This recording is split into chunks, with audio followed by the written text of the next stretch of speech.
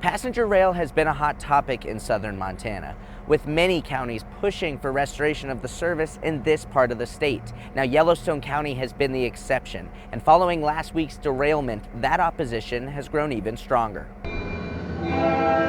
It's been 43 years since passenger rail ran through southern Montana. This now collapsed bridge in Yellowstone was a vital part of that route. While the bridge will be rebuilt, a triumphant return for Amtrak service seems less likely. Spending billions to make millions doesn't seem like a good investment. Yellowstone County Commissioner John Ostland's opposition of passenger rail service dates back long before the derailment. In 1890, it was the best way to cross the country.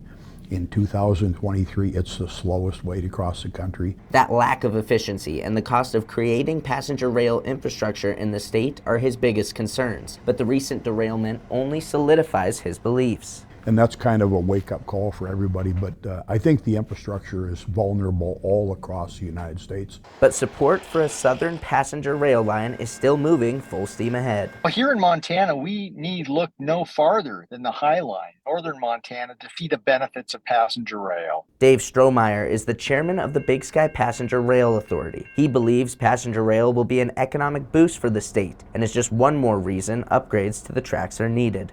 Whether it's freight operations or passenger rail operations, we want to see the investments made to ensure that we have safe operations out there. We are investing in our highways, our streets, because we think that's important. So let's not kid ourselves to hold passenger rail to a different standard. Ostland agrees our rail infrastructure needs improvements, but for freight traffic.